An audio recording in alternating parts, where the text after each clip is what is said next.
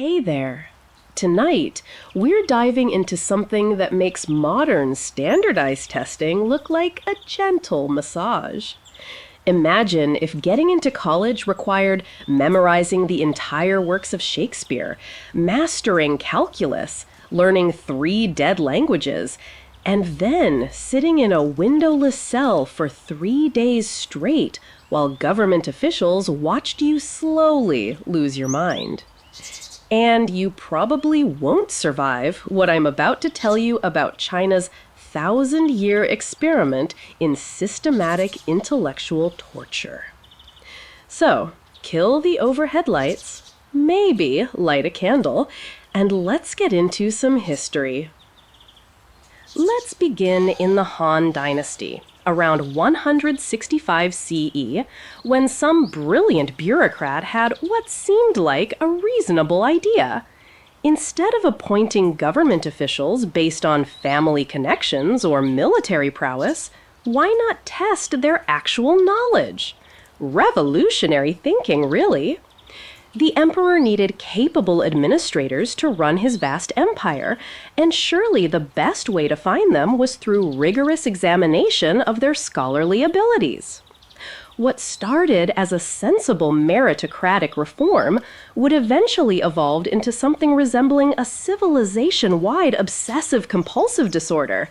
But we're getting ahead of ourselves. The early imperial examinations were almost quaint by later standards. Candidates were tested on their knowledge of Confucian texts, their ability to compose poetry, and their understanding of administrative procedures. The whole affair might last a few days, and successful candidates could expect decent positions in the imperial bureaucracy. It seemed like a fair system: reward knowledge and talent rather than birth and connections. But here's where things get interesting, and by interesting, I mean deeply disturbing. The Chinese mind, with its particular genius for taking good ideas and perfecting them into instruments of exquisite torture, began to see possibilities in this examination system. If testing scholars was good, then more testing would be better. If memorizing a few classics was valuable, then memorizing dozens would be invaluable. The Han examination system was like a friendly neighborhood quiz compared to what was coming.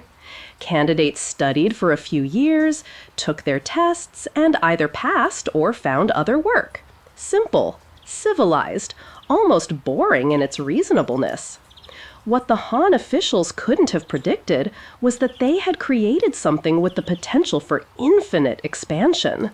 Every subsequent dynasty would look at the examination system and think, this is good, but it could be more comprehensive, more rigorous, more soul-crushing. The early candidates probably felt quite pleased with themselves. They had mastered the 5 classics, could write competent poetry, and understood the basics of governance. They were educated gentlemen, ready to serve their emperor with dignity and competence. Poor innocent lambs had no idea they were the first participants in what would become China's most elaborate form of sanctioned masochism. Some scholars debate whether the Han examinations were truly the beginning of the imperial examination system or merely a prototype. Frankly, it's like debating whether the first drop of rain is responsible for the flood. The Han dynasty created the concept of meritocratic testing for government positions, and everything that followed was simply the logical, horrifying extension of that original idea. The beauty of the early system was its simplicity. Study hard, take the test, get the job. It appealed to the Chinese love of order and hierarchy while seemingly offering opportunity based on merit rather than birth. The examinations would select the most qualified candidates, creating a government staffed by the empire's brightest minds.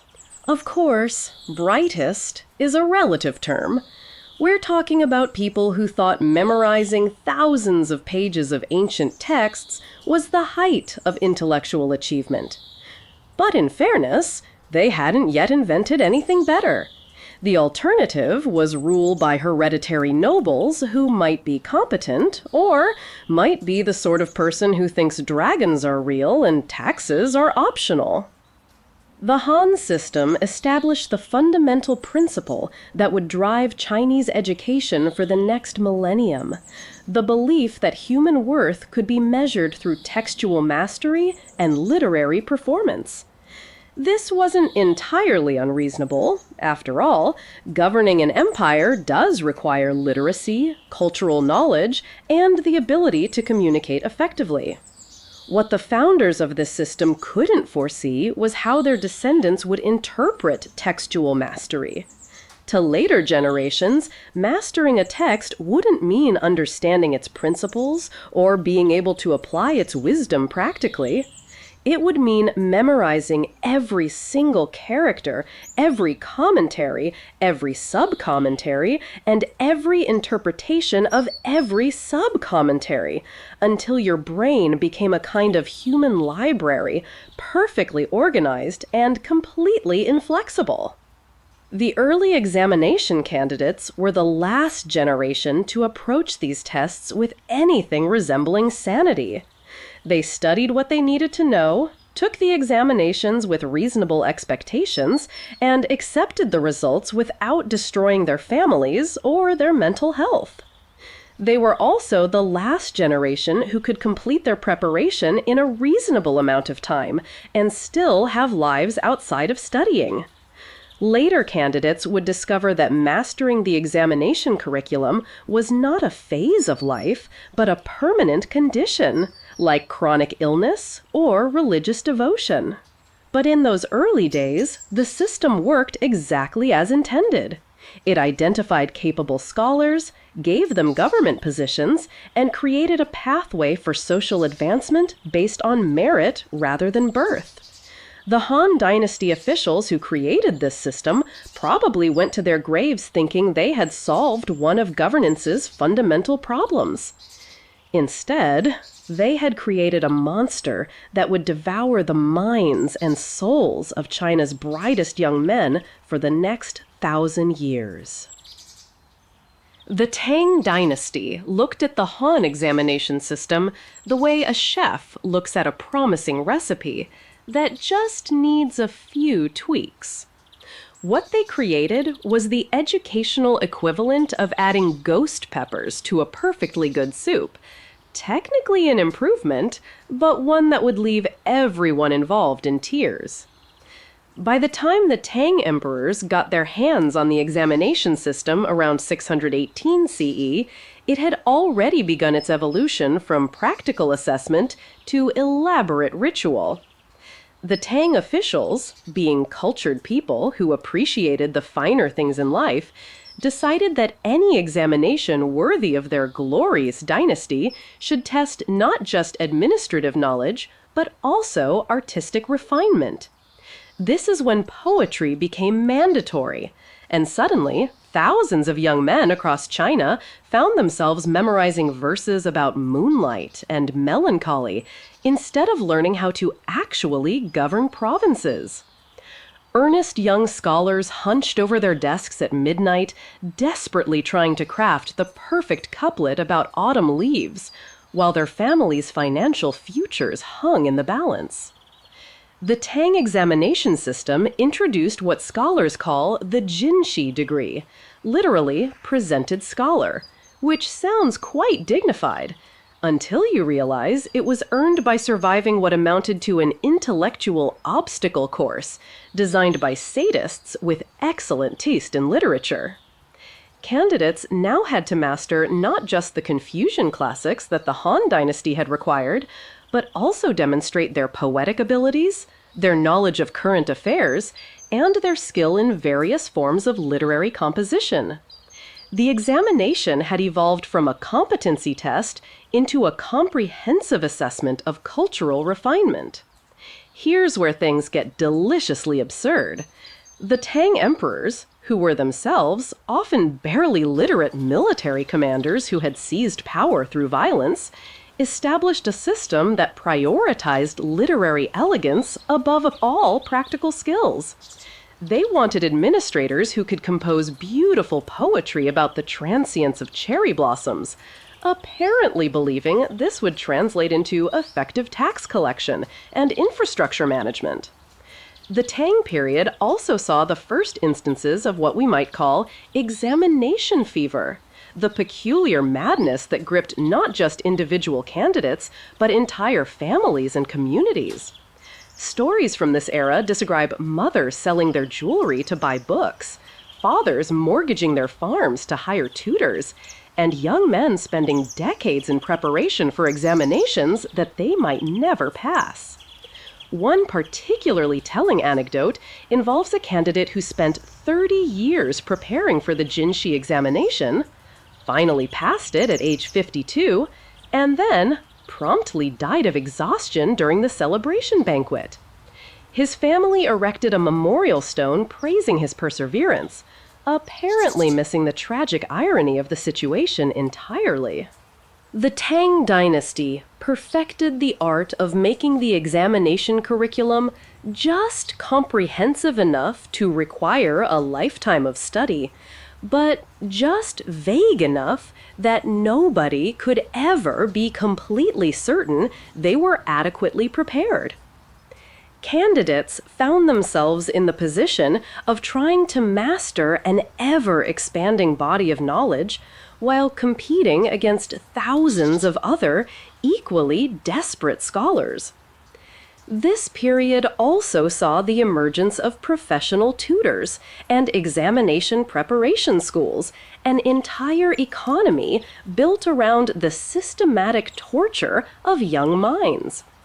These early prep schools taught not just the required subjects, but also examination strategies, essay formatting techniques, and the peculiar art of writing exactly what the examiners wanted to read. The beautiful thing about Tang-era poetry requirements was their complete disconnect from reality. A candidate might compose a stirring verse about the noble simplicity of rural life while having never set foot outside the capital city, or write eloquently about military virtue despite being physically incapable of lifting a sword.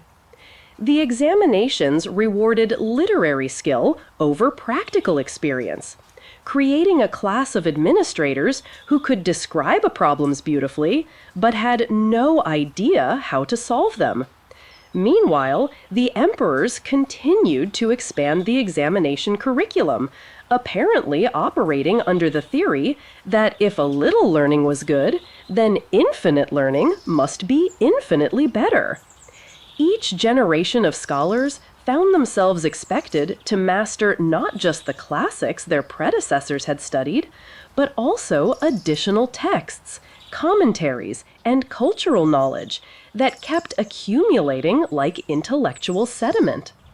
The Tang period established the examination system's most enduring and destructive principle: the belief that human worth could be precisely measured through competitive academic performance. This wasn't just about selecting government officials anymore. It had become a comprehensive ranking system for an entire civilization's young men. Families began calculating their children's examination prospects the way modern parents plan college admissions, except the stakes were higher and the competition was murderous. A successful candidate could elevate his entire lineage to gentry status. Failure meant generations of disappointment and social stigma. The psychological pressure on Tang-era candidates was already approaching levels that would make modern helicopter parents seem relaxed. Young men were expected to begin serious examination preparation in childhood and maintain their focus through decades of study, all while knowing that their families' futures depended on their performance during a few crucial days. Some historians argue that the Tang examination system was actually more humane than later versions, because the curriculum was still manageable and the competition less intense. This is like arguing that being punched in the face is more humane than being kicked in the stomach. Technically true, but missing the larger point. What the Tang dynasty had accomplished was the transformation of education from a practical skill into a form of cultural performance art. They had created a system where young men spent the best years of their lives learning to write beautifully about subjects they would never encounter in their actual work, all in service of a meritocracy that had forgotten what merit actually meant. But the Tang officials were just getting started. They had created the framework for systematic intellectual torture. It would be left to later dynasties to perfect the execution. The Song dynasty took one look at the Tang examination system and thought, this is nice, but what if we made it absolutely soul-destroying? What followed was the golden age of systematic educational torture, a period when the imperial examinations reached their full, magnificent, civilization-crushing potential. By 960 CE, the Song emperors had perfected the art of turning education into a form of sanctioned masochism. They expanded the examination curriculum to include not just the classics and poetry that Tang candidates had struggled with, but also mathematics, law, military strategy, and an ever-growing collection of commentaries on commentaries of commentaries. It was like watching someone add ingredients to a recipe until it became completely inedible. Except the ingredients were years of human life, and the dish was supposed to feed an entire empire. This was when examination halls became literal prisons. The Song dynasty constructed massive testing facilities that could accommodate thousands of candidates simultaneously, each locked in individual cells barely large enough for a desk and a chamber pot. Rows upon rows of tiny compartments stretching beyond the horizon, each containing a young man slowly going insane while trying to remember the precise wording of texts he memorized decades earlier. The typical Song-era examination lasted 3 days and nights, during which candidates were forbidden from leaving their cells or communicating with anyone. They ate cold rice, slept sitting up, and relieved themselves into containers that would be emptied once daily by guards who were instructed not to speak to the prisoners. Sorry, the candidates. But here's what made the Song period truly special. This was when mothers started selling everything they owned to finance their sons' examination preparation. We're talking about families who mortgaged their homes, sold their farmland, and borrowed money at ruinous interest rates, all to pay for decades of tutoring, books, and examination fees. Entire villages would pool their resources to sponsor a promising young scholar, treating him like a lottery ticket that might pay off for the entire community. The pressure on candidates had reached levels that would make modern academic stress look like a gentle meditation retreat. Young men were beginning their serious examination preparation at age 5 or 6, memorizing texts they couldn't understand in preparation for tests they might not take until their 30s. The unlucky ones, which is to say, most of them, would spend their entire lives in preparation for examinations they would never pass. Song dynasty records describe candidates who took the same examination 15 or 20 times, growing old and gray in the examination halls, while younger competitors arrived fresh and desperate. These repeat candidates became a recognized social type, the eternal student, trapped in a cycle of hope and failure that could last for decades. The examination curriculum had grown so vast that no human being could realistically master it completely. Candidates found themselves trying to memorize millions of characters worth of text, plus all the major commentaries, plus the historical context, plus the philosophical implications, plus the literary techniques required to demonstrate their mastery in essay form. It was like being asked to memorize the entire internet while writing poetry about it. This period also saw the emergence of what we might call examination madness, a specific form of mental illness triggered by prolonged exposure to impossible academic pressure. Contemporary accounts describe candidates who suffered complete nervous breakdowns during the examinations, others who became obsessed with particular passages of text, and some who developed elaborate conspiracy theories about examiner bias and scoring irregularities. The beautiful absurdity of the song system was that it had become completely disconnected from its original purpose.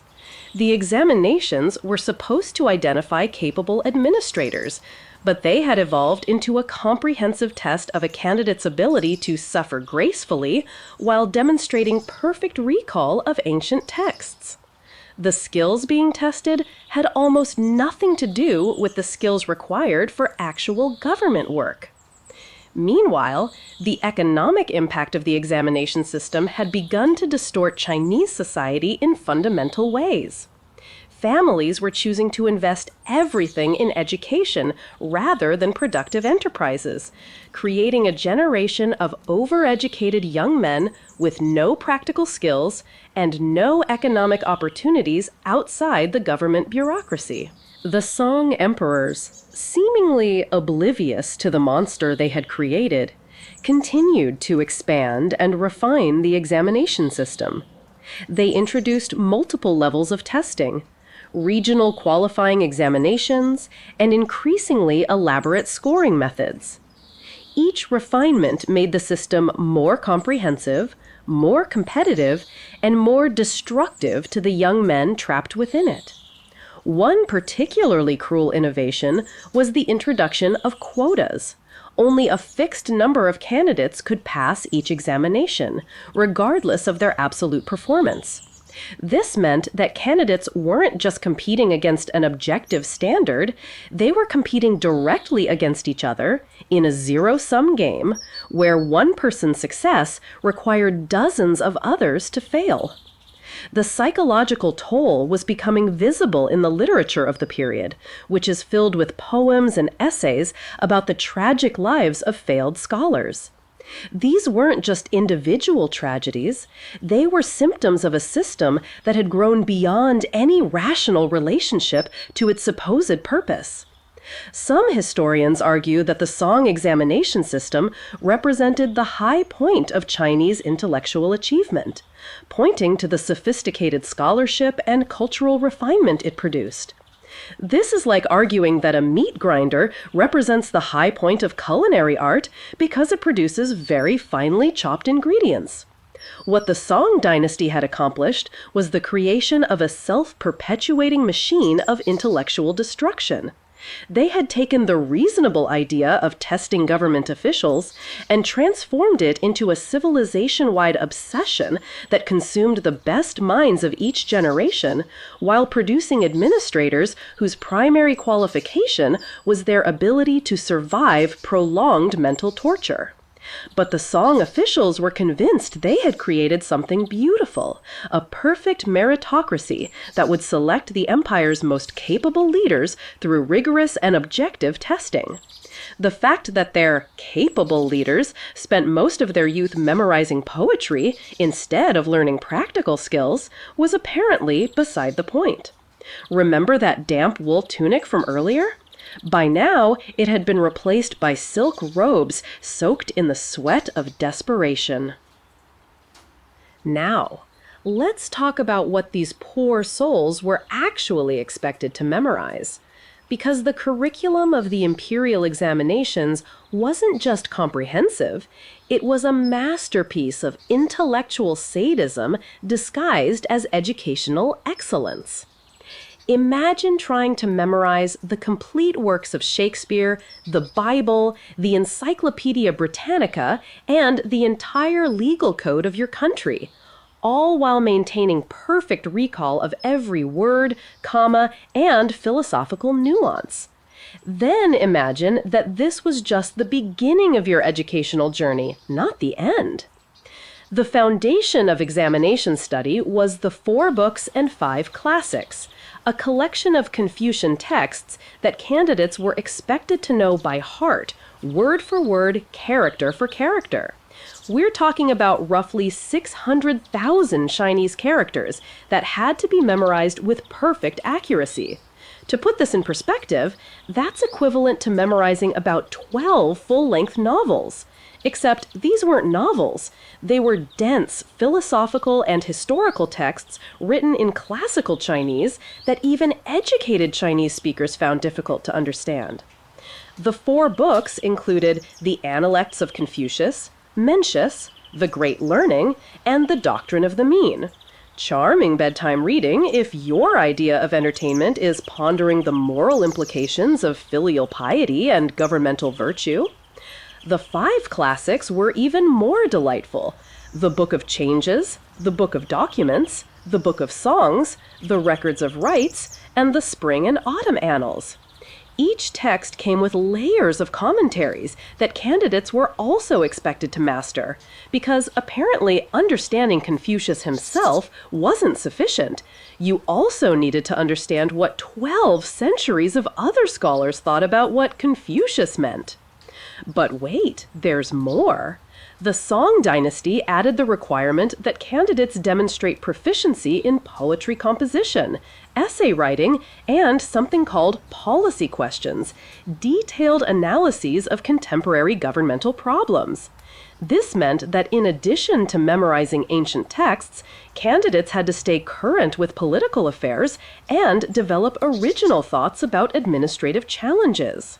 The mathematics requirement was particularly cruel because Chinese mathematics at the time was remarkably sophisticated, involving complex calculations, geometric proofs, and algebraic problem solving. Candidates had to master mathematical techniques that wouldn't be rediscovered in Europe for several centuries, all while also memorizing poetry about plum blossoms and philosophical treatises on moral cultivation. Legal knowledge was another required subject, which meant memorizing the complete imperial law code, thousands of statutes, regulations, and legal precedents that governed everything from tax collection to criminal punishment. Candidates needed to understand not just what the laws said, but how they had been interpreted and applied throughout Chinese history. The historical requirements were perhaps the most overwhelming. Candidates were expected to know the complete history of China from the legendary Yellow Emperor through the current dynasty, including dates, names, battles, political developments, and cultural changes spanning over 2,000 years. This wasn't just knowing that certain events happened. Candidates needed to understand the complex relationships between different historical periods and be able to draw sophisticated parallels between past and present situations. Military strategy was tested through questions about classical texts on warfare, including Sun Tzu's Art of War and various other strategic manuals.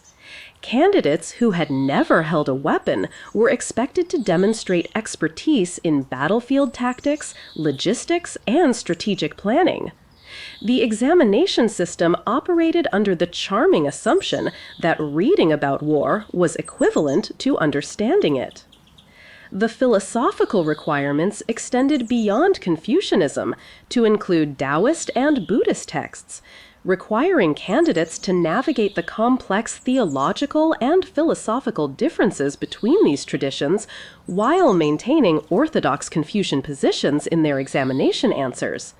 It was like being required to be an expert in Christianity, Islam, and Judaism, while also being expected to argue that one of them was definitively correct.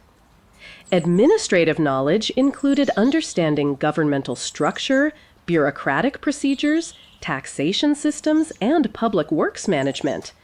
Candidates needed to know how to organize flood control projects, manage granary systems, and coordinate complex administrative tasks across vast geographical areas, all based on theoretical study rather than practical experience. The poetry requirements were particularly sadistic because they demanded not just knowledge of classical poetic forms and techniques, but also the ability to compose original verses under extreme time pressure while locked in an examination cell.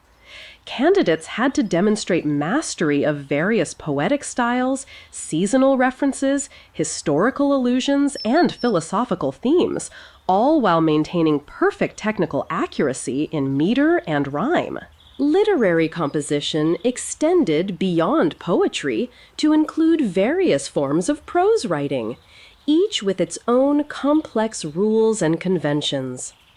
Candidates needed to master the eight-legged essay, a highly stylized form of argumentative writing with rigid structural requirements that bore no resemblance to any practical form of communication they would ever need in government service. Some scholars estimate that fully mastering the examination curriculum required memorizing between 3 and 5 million Chinese characters, the equivalent of memorizing somewhere between 60 and 100 full-length books. And this was just the memorization component. Candidates also needed to understand, analyze, and synthesize all this information while demonstrating original thinking and creative ability. The truly insane part was that the curriculum kept expanding. Each dynasty added new requirements, additional texts, and more sophisticated analytical demands. What had started as a reasonable assessment of basic literacy and cultural knowledge had grown into an intellectual death march that consumed decades of human life. The examination system had evolved its own internal logic that had nothing to do with practical governance. The skills being tested, perfect textual recall, elaborate literary composition, abstract philosophical analysis, were precisely the skills least useful for actually running an empire. But the system had become an end in itself, a monument to the principle that if some learning was good, then infinite learning must be infinitely better.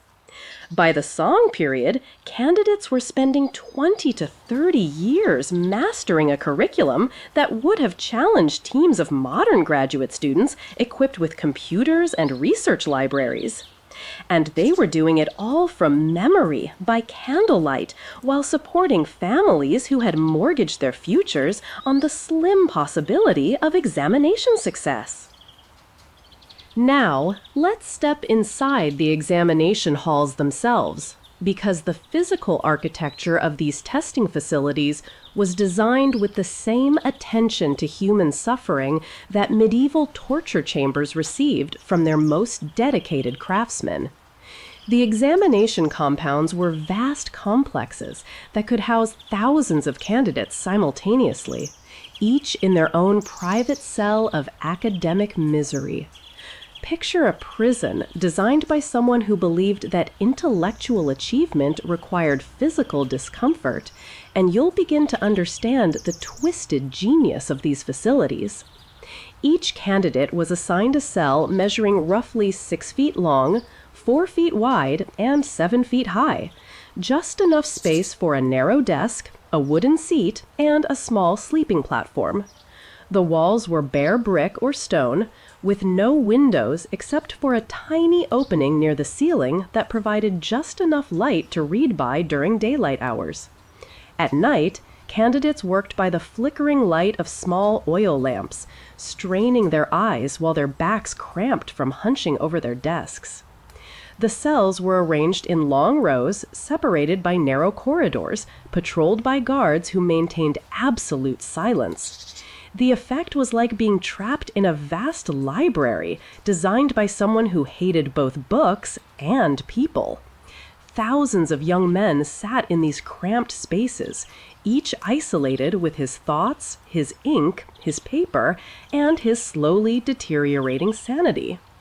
Remember that chamber pot I mentioned earlier? That was the only sanitary facility provided in each cell. Candidates were locked in these spaces for 3 days and nights during each examination session, with no opportunity to leave for any reason. The smell, as you might imagine, became increasingly unbearable as the days progressed. Contemporary accounts describe the examination halls as reeking of unwashed bodies, human waste, and the particular odor of fear-induced perspiration. The entrance procedures were designed to prevent cheating, which meant that candidates were searched more thoroughly than modern airport security screenings. Guards examined every piece of clothing, every writing implement, and even checked candidates' hair and body cavities for hidden notes. Candidates were required to wear specially provided examination robes to prevent them from smuggling in materials written on their personal clothing. Food was provided twice daily, typically cold rice, pickled vegetables, and weak tea, passed through a slot in the cell door.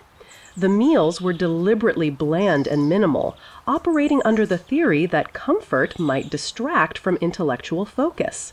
Many candidates lost significant weight during examination periods, and some developed digestive problems that persisted long after the testing was complete. The psychological impact of the physical environment was carefully calculated.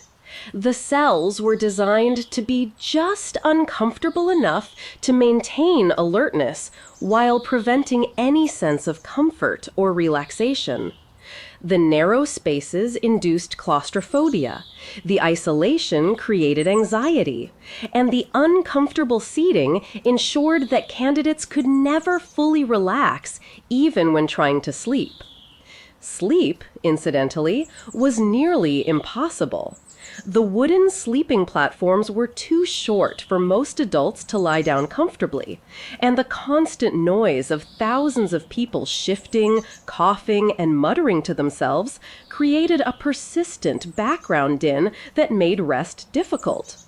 Most candidates spent the nights in a state of exhausted half-consciousness, dozing fitfully while trying to maintain enough mental clarity for the next day's testing.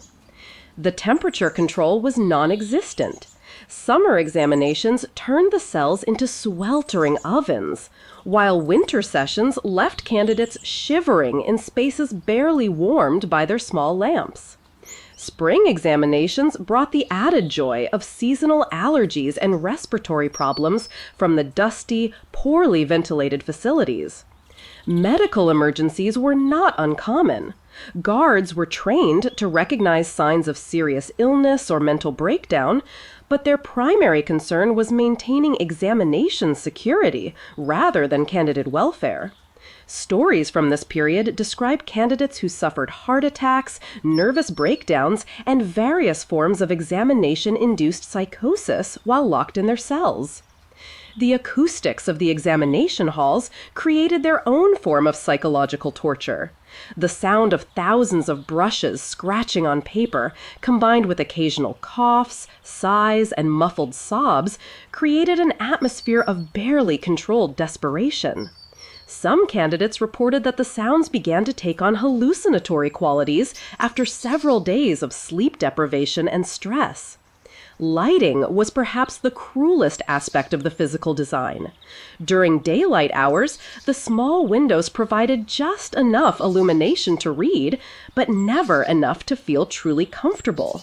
As sunset approached, candidates faced the daily crisis of rationing their lamp oil while trying to complete their essays before darkness made writing impossible. The psychological impact of the physical space was intensified by its scale. Walking into an examination hall for the first time, candidates were confronted with the sight of thousands of identical cells stretching in every direction, a visual representation of how insignificant they were in the vast machinery of Imperial selection. It was like being swallowed by a bureaucratic beehive designed to process human ambition into government appointments. Guards maintained their patrol routines with military precision, their footsteps echoing through the corridors at regular intervals. The sound of approaching guards created waves of tension that rippled through the examination halls as candidates checked their behavior and returned to their work with renewed intensity. Some examination halls included additional psychological pressures, such as motivational inscriptions carved into the walls, reminding candidates of their duty to family, empire, and Confucian virtue. These messages, intended to inspire, often had the opposite effect, serving as constant reminders of the enormous expectations resting on each candidate's performance. The exit procedures were almost as elaborate as the entrance rituals. After 3 days of confinement, candidates were released in small groups, searched again to ensure they weren't removing any examination materials, and then allowed to stumble out into daylight that seemed blindingly bright after days in their dimly lit cells. Many candidates described the experience of leaving the examination halls as profoundly disorienting. After days of intense mental focus in cramped, isolated conditions, the sudden return to normal social interaction and physical freedom felt surreal. Some reported temporary agoraphobia or difficulty readjusting to spaces larger than their examination cells. The examination halls were masterpieces of psychological architecture, spaces designed to test not just intellectual ability, but mental endurance, physical resilience, and emotional stability. They were environments that could break strong minds and leave even successful candidates with lasting psychological scars. And remember, this was just the testing environment. The candidates still had to actually pass the examinations. Of course, where there's an impossible system designed to crush human spirits, there will always be enterprising individuals ready to profit from the crushing. The Imperial examination system spawned an entire underground economy of cheating, corruption, and creative rule bending that was almost as impressive as the examinations themselves. Let's start with the simple stuff, the kind of cheating that required only moderate desperation and basic criminal skills.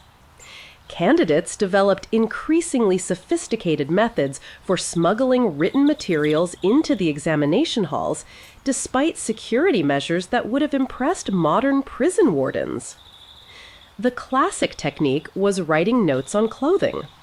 Candidates would embroider key passages from the classics onto the inside of their robes, using thread that matched the fabric color, creating virtually invisible cheat sheets that could be read by running their fingers over the stitching. Others wrote notes on their undergarments using special inks that were only visible at certain angles or under specific lighting conditions. Hair was another popular hiding spot. Long-haired candidates would braid crucial information into their hair using colored threads or tiny written strips, creating elaborate hairstyles that doubled as reference libraries. Some particularly dedicated cheaters would actually tattoo important passages onto their scalps and then let their hair grow over them, revealing the information by strategic head scratching during the examinations. The smuggling of writing materials reached levels of sophistication that would have impressed professional smugglers. Candidates hollowed out their writing brushes to hide tiny scrolls, created false bottoms in their inkstones to conceal notes, and even developed ways to hide information inside the wooden components of their desks. Some entrepreneurial individuals made fortunes creating and selling these specialized cheating devices. But individual cheating was small time compared to the organized corruption networks that developed around the examination system. Wealthy families would hire professional examination takers, scholars who specialized in impersonating other people during tests. These ringers not just the academic material, but also detailed personal information about their clients, creating false identities that could withstand casual scrutiny. The identity switching schemes became incredibly elaborate. Professional test takers would spend months preparing for their impersonations, learning their clients' handwriting styles, personal histories, and even physical mannerisms. Some examination halls began requiring candidates to provide detailed physical descriptions and even primitive fingerprints, leading to increasingly sophisticated forgery techniques. Bribery, of course, was endemic. Examination officials, despite taking solemn oaths of integrity, proved remarkably susceptible to financial persuasion. The going rate for purchasing a passing grade varied by dynasty and region, but it was typically equivalent to several years' income for a middle-class family. Wealthy candidates could essentially buy their degrees, while poor but brilliant scholars failed despite superior knowledge. The bribery networks were complex and hierarchical. Lower-level guards could be bought to allow small cheating violations or provide advance information about examination topics. Mid-level officials could be persuaded to overlook more serious infractions or provide access to restricted areas. The highest level corruption involved advance access to examination questions, essentially turning the tests into expensive theater performances where the outcomes were predetermined. Some of the most creative cheating methods involved technological innovation. Candidates developed miniature printing techniques for creating incredibly small cheat sheets that could be hidden in pen nibs or swallowed and regurgitated during examinations. Others used invisible inks that only appeared when heated, writing crucial information that would become visible when held near their oil lamps. Communication between candidates during examinations spawned its own subspecialty of criminal creativity. Despite strict silence requirements, candidates developed elaborate systems of coded coughs, hand signals, and even coordinated paper shuffling patterns to share information. Some examination halls reported discovering networks of dozens of candidates who had worked out systems for collaborative cheating that operated like academic terrorist cells. The black market in examination materials was enormous and highly organized. Professional forgers created fake classical texts with simplified or annotated versions that were easier to memorize. Counterfeit commentaries provided candidates with pre-written essay templates that could be adapted to various examination questions. Some entrepreneurs even sold fake examination certificates for candidates who wanted to skip the testing process entirely. Family-based cheating conspiracies were particularly elaborate. Wealthy clans would position relatives in key positions throughout the examination administration, creating networks of insider access that could manipulate the entire process. These family networks could arrange for advance access to questions, preferential treatment during grading, and even the substitution of superior essays written by hired scholars. The examination authorities responded to each new cheating innovation with increasingly elaborate security measures, which only inspired more creative criminal techniques. It became an arms race between examination security and criminal ingenuity, with each side constantly developing new methods to outmaneuver the other. Some regions developed reputations for particularly sophisticated cheating operations. Certain provinces became known for their innovative smuggling techniques, while others specialized in bribery networks or identity fraud. Candidates would travel hundreds of miles to take examinations in locations where the corruption was more predictable or the security less stringent. The psychological toll of the cheating culture was almost as damaging as the examinations themselves. Honest candidates found themselves competing not just against other scholars, but against well-funded criminal enterprises. The knowledge that success might depend more on criminal connections than academic ability created additional layers of stress and resentment. Ironically, some of the most successful cheating operations were run by failed examination candidates who had turned their detailed knowledge of the system into profitable criminal enterprises. These individuals understood both the academic requirements and the security measures better than anyone, making them ideally qualified to develop circumvention strategies. The examination cheating industry employed thousands of people and generated enormous profits, creating a parallel economy that existed solely to undermine the system it depended on. It was like a massive parasite that had grown so large it was threatening to kill its host, except the host kept growing larger to accommodate the parasite. Despite periodic crackdowns and harsh punishments for caught cheaters, including exile, imprisonment, and public disgrace, the corruption continued to flourish. The stakes were simply too high, and the system too flawed for honest competition to remain viable. The cheating culture revealed the fundamental absurdity of the examination system, a supposedly meritocratic process that had become so disconnected from actual merit that criminal fraud was often more practical than honest study.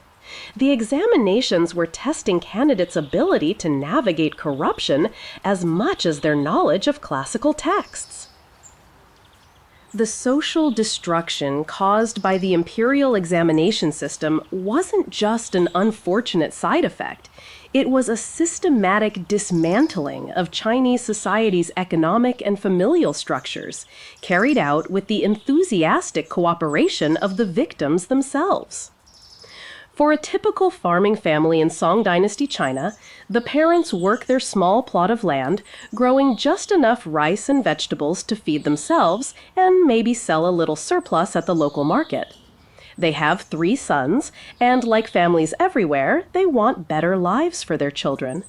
Then they hear stories about the examination system, how a poor farm boy can become a government official, how success in the examinations can elevate an entire family from peasant status to gentry respectability. So they make what seems like a rational decision. They'll invest everything in educating their brightest son.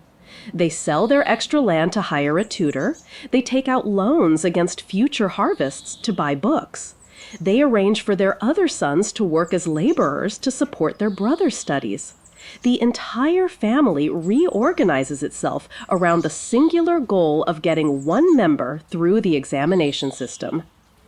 This was happening simultaneously across thousands of families throughout the empire, creating a massive redirection of resources from productive economic activity into examination preparation. Instead of investing in better farming techniques, improved tools, or expanded trade, families were pouring their wealth into what amounted to an elaborate form of gambling. The mathematics of this system were brutal. In a typical examination year, perhaps 3,000 candidates would pass the highest level tests out of hundreds of thousands who attempted them. The odds of success were so low that supporting an examination candidate was essentially equivalent to buying lottery tickets, except the tickets cost years of family income and the drawing took decades to complete. But the social pressure to participate was enormous. Families that didn't have an examination candidate were seen as lacking ambition or intelligence. Communities would collectively support promising young scholars, viewing them as investments in the village's future prestige.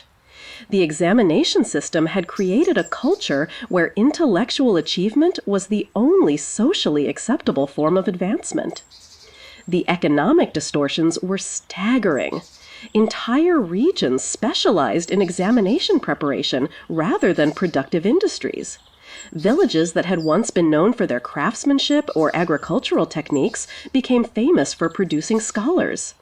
The shift from making things to studying things represented a fundamental change in how Chinese society organized its human resources. The psychological toll on families was immense. Parents watched their sons disappear into years or decades of study, emerging as strangers who spoke in classical Chinese quotations and had no practical skills. The young men they had sacrificed everything to educate often became unemployable outside the government bureaucracy, leaving families with enormous debts and sons who couldn't support them. Meanwhile, the daughters and younger sons who had been sacrificed for their brother's education often experienced lifelong resentment. Daughters were denied dowries so their brothers could afford books. Younger sons were pulled out of school to work in fields or shops, their own intellectual potential abandoned to support their siblings' examination dreams. The examination system created a new form of family dysfunction centered around academic performance. Parents became obsessed with their sons' study progress, monitoring their daily schedules, controlling their social interactions, and measuring their worth entirely through examination success. The psychological pressure on these young scholars was compounded by the knowledge that their entire extended families had invested their hopes and resources in their success. Some families spent generations chasing examination success. Fathers who failed would transfer their dreams to their sons, who would transfer them to their sons, creating dynasties of disappointed scholars carrying forward accumulated family debt and social expectations. These multi-generational examination obsessions could bankrupt entire lineages while producing nothing but frustrated intellectuals. The geographic impact was equally destructive.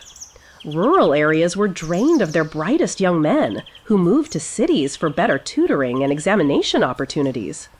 This brain drain left agricultural communities without their most capable potential leaders, while cities became overcrowded with desperate examination candidates competing for limited opportunities. The examination system also created a dangerous dependency on government employment. Since the skills developed through examination preparation were largely useless outside the bureaucracy, successful candidates had no career alternatives. This created a class of government officials who were completely dependent on the imperial system for their survival, making them reluctant to criticize or reform the very system that had created them. Villages and towns began to organize their entire social calendars around the examination cycle. Local festivals celebrated departing examination candidates like soldiers going to war, because in many ways, that's exactly what they were. Young men being sent into a system designed to destroy most of them for the supposed benefit of their communities. The marriage market became distorted around examination prospects. Families with daughters would only consider suitors who showed promise in their studies, while families with examination candidates could demand higher dowries based on their sons' potential rather than their actual achievements. This created a speculative marriage economy where people were betting their daughters' futures on young men's test-taking abilities. The credit systems that developed to finance examination preparation were predatory and economically destructive. Moneylenders charged enormous interest rates for educational loans, understanding that most candidates would never earn enough to repay them. Families would mortgage their land, their businesses, and their future harvests to pay for tutoring and examination fees, often ending up in debt slavery that lasted for generations. Some regions saw their traditional industries collapse as too many young men chose scholarly pursuits over practical trades. Craftsmanship traditions that had been passed down for centuries were abandoned as families decided that manual skills were inferior to intellectual achievements. The examination system was literally destroying the knowledge base that had made Chinese civilization prosperous. The social mobility that the examination system promised was largely illusory. While individual candidates could occasionally rise from poverty to official positions, the system as a whole was more effective at concentrating wealth and power than distributing it. Wealthy families had enormous advantages in examination preparation, while poor families destroyed themselves trying to compete. The most tragic aspect was how voluntary this destruction was. Families chose to sacrifice their economic security, their traditional ways of life, and their children's well-being because they had been convinced that examination success was the only path to respectability. The imperial examination system had created a culture of self-imposed misery that masqueraded as noble aspiration. By the later dynasties, entire regions of China had been economically and socially reorganized around examination preparation, creating a civilization of frustrated scholars supported by impoverished families who had gambled everything on an impossible dream. The human mind wasn't designed to withstand the kind of sustained intellectual pressure that the imperial examination system demanded, and by the later dynasties, the psychological casualties were mounting like bodies after a particularly brutal battle. Except this battle lasted for centuries, and the weapons were textbooks. Examination-induced mental illness became so common that it developed its own medical terminology and treatment protocols. Chinese physicians recognized specific disorders caused by prolonged study stress, including what they called scholar's madness, a condition characterized by obsessive memorization behaviors, social withdrawal, and gradual disconnection from reality. The symptoms typically began with what seemed like admirable dedication. Young scholars would extend their study hours, reduce their sleep, and eliminate social activities in pursuit of academic perfection. Family members initially praised this behavior as evidence of proper scholarly commitment. What they didn't realize was that they were watching the early stages of a slow-motion mental breakdown. As the years of preparation stretched on, candidates began to exhibit increasingly disturbing behaviors. Some developed obsessive-compulsive rituals around their study materials, insisting on arranging their books in specific patterns or refusing to study unless certain conditions were perfectly met. Others became convinced that they could hear voices in classical texts, imagining that ancient authors were speaking directly to them through their writings. The isolation required for serious examination preparation created its own psychological problems. Candidates would spend months or years with minimal human contact, communicating primarily with long-dead philosophers through their texts. This extended solitude, combined with sleep deprivation and constant mental stress, often triggered what modern psychologists would recognize as depression, anxiety disorders, and various forms of psychosis. Memory disorders were particularly common among examination candidates. After years of forcing their brains to memorize vast quantities of information, many scholars found that their memory systems had become rigidly specialized and dysfunctional. They could recite thousands of lines of classical poetry, but couldn't remember what they had eaten for breakfast. Their minds had been turned into libraries that were perfectly organized, but completely disconnected from daily life. The competitive pressure created paranoid behaviors that sometimes developed into full-blown persecution complexes. Candidates became convinced that other scholars were sabotaging their studies, that examiners were biased against them, or that elaborate conspiracies existed to prevent their success.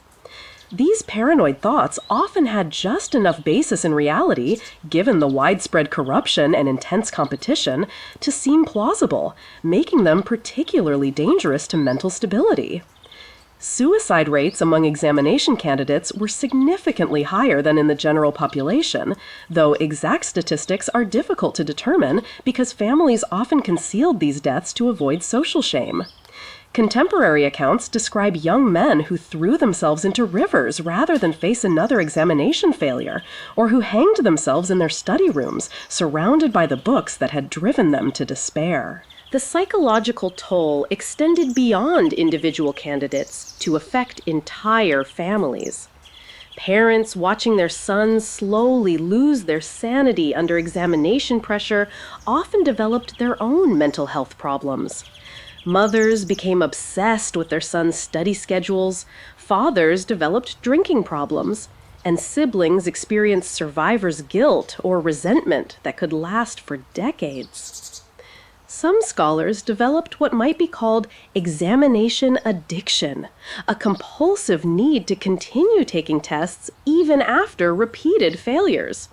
These individuals would spend their entire adult lives moving from one examination to another, unable to accept that they might never pass, unable to imagine any life outside the testing system. They became professional candidates, supported by families who couldn't bear to abandon their investment or admit that the dream was impossible. The physical symptoms of examination stress were often as severe as the psychological ones. Chronic headaches, vision problems from reading by poor light, digestive disorders from irregular eating, and respiratory problems from sitting hunched over books for years at a time were common among serious candidates. Many scholars developed permanent physical disabilities that made them unsuitable for any kind of manual work, leaving them completely dependent on intellectual pursuits they might never succeed in. Sleep disorders were universal among examination candidates. The combination of mental stress, irregular schedules, and constant worry about preparation created insomnia that could persist for years. Many candidates developed the ability to recite classical texts in their sleep, muttering ancient poetry while thrashing through nightmares about examination failure. The social skills of long-term examination candidates often deteriorated to the point where they became unable to function in normal human interactions. After years of communicating primarily through classical literary references, they lost the ability to engage in casual conversation or relate to people who weren't fellow scholars. They became socially isolated in ways that reinforced their academic obsessions and deepened their psychological problems. Religious obsessions were common among failing candidates, many of whom became convinced that their academic struggles were punishment for spiritual failures. They would spend hours performing religious rituals or consulting fortune tellers, seeking supernatural assistance for problems that were fundamentally systemic rather than personal. Perhaps most tragically, the psychological damage often persisted even among successful candidates. Men who passed the examinations and achieved official positions frequently suffered from what we might now recognize as post-traumatic stress disorder. They had survived an experience that had broken many of their peers, and the psychological scars affected their ability to function effectively in their government roles. The examination system had created an entire generation of intellectually accomplished but psychologically damaged officials who governed the empire while carrying the mental wounds of their educational experiences. Their decisions were influenced by the trauma they had endured, the paranoia they had developed, and the disconnection from reality that had enabled their academic success. Some historians argue that the psychological casualties of the examination system were an unfortunate but necessary cost of creating a meritocratic government.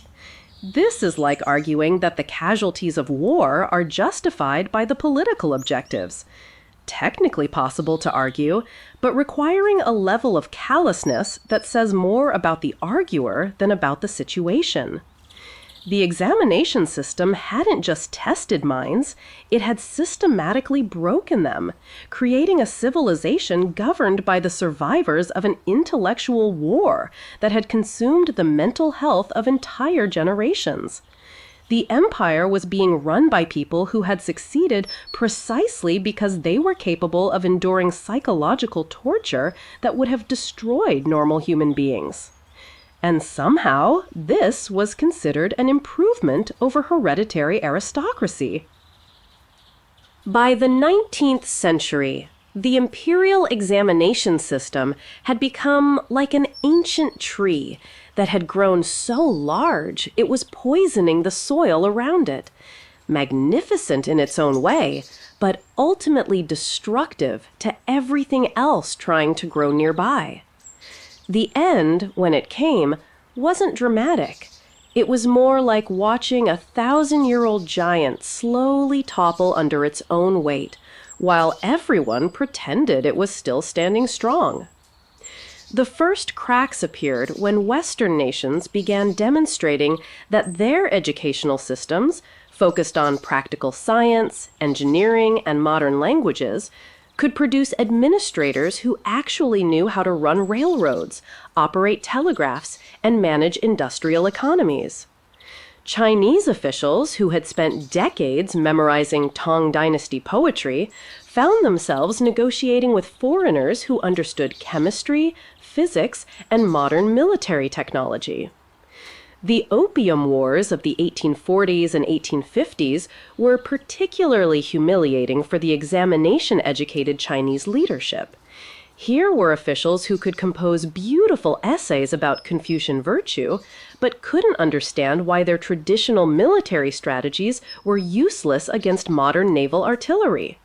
They had mastered the art of classical rhetoric while remaining completely ignorant of the scientific revolution that was transforming the rest of the world.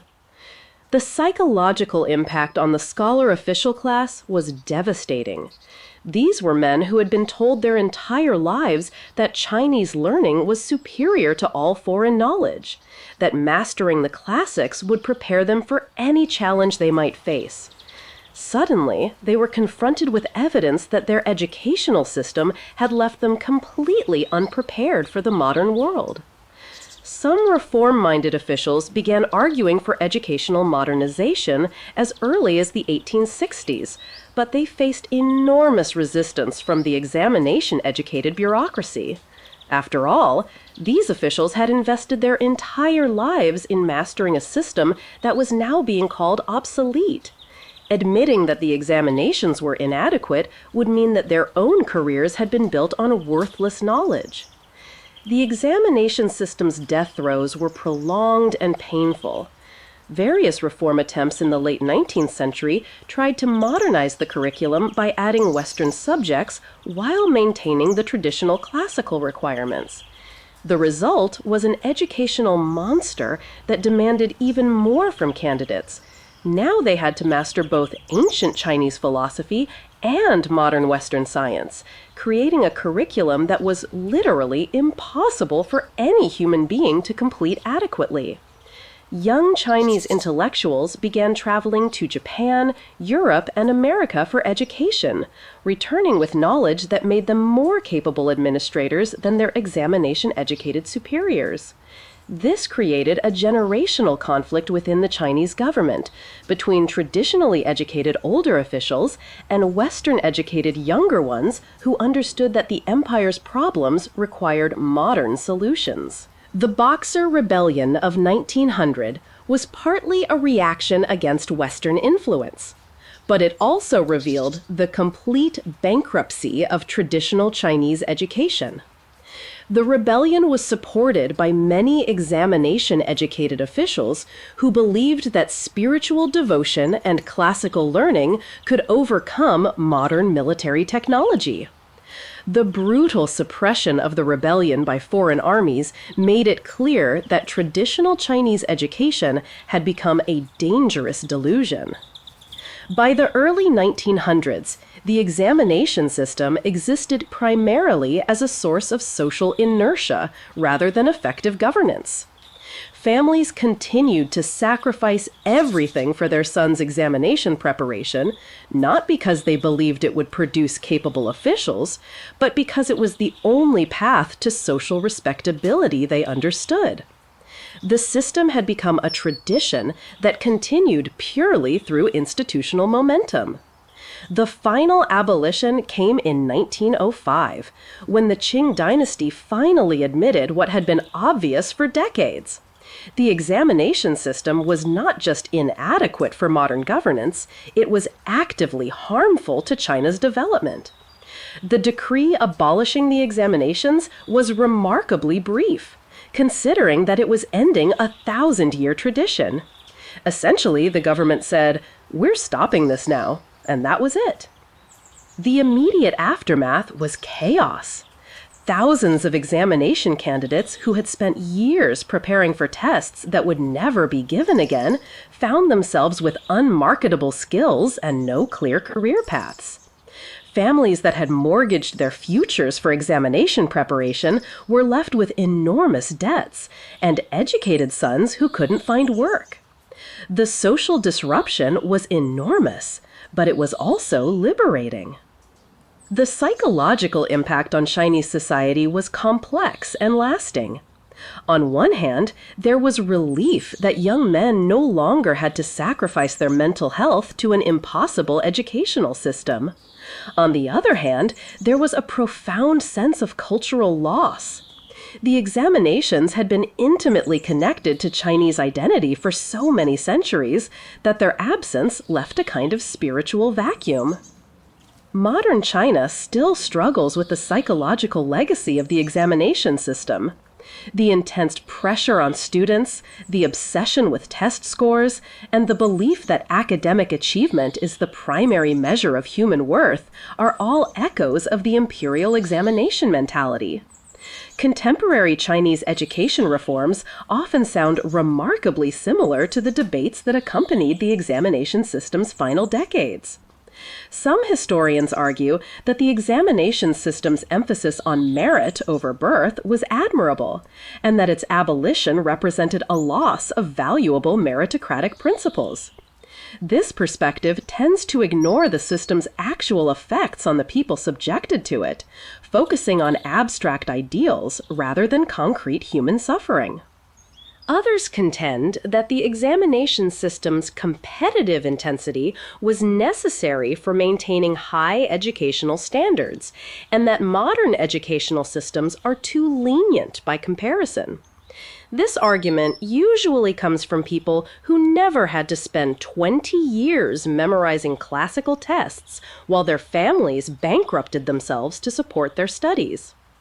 The truth is that the imperial examination system was a fascinating historical experiment that ultimately failed because it confused education with torture, merit with memorization, and human development with competitive suffering. It created a civilization of brilliant, damaged individuals who governed an empire while carrying the psychological scars of their educational experiences. The examination halls, where thousands of young men had slowly lost their sanity, were eventually converted to other uses or demolished entirely. The cells that had once housed desperate scholars became storage rooms, workshops, or simply empty spaces where weeds grew through cracked floors. The physical infrastructure of intellectual torture was allowed to decay, but the mental habits it had created proved much more difficult to eliminate. Remember those cramped examination cells we visited earlier?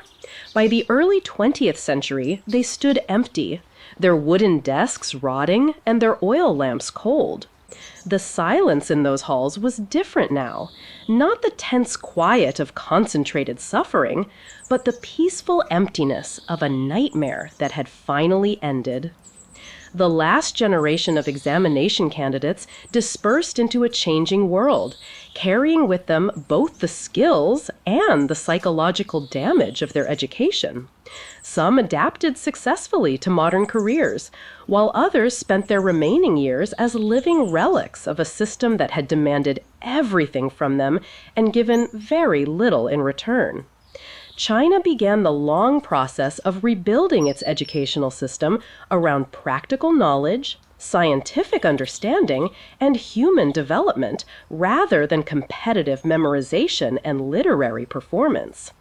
It wasn't an easy transition, and in many ways, it's still ongoing. The imperial examination system was finally dead, but its ghost would haunt Chinese education for generations to come. The end of the examinations wasn't just the conclusion of an educational policy, it was the end of a way of thinking about human potential, social organization, and the relationship between knowledge and power that had defined Chinese civilization for a millennium. And so that concludes our journey through one of history's most elaborate experiments in systematic intellectual torture. The examination system, that began as a reasonable attempt to select capable officials, evolved into a civilization-wide obsession that consumed the best minds of each generation, while producing administrators whose primary qualification was their ability to survive prolonged mental suffering. The halls are empty now. The oil lamps extinguished, the ink dried on countless failed essays.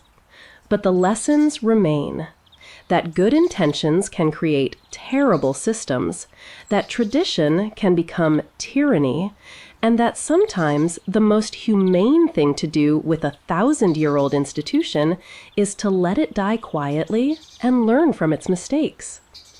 The young men who once sat in those cramped cells, memorizing poetry while their sanity slowly dissolved, have been gone for over a century now. Their struggles, their failures, and their occasional triumphs are part of history.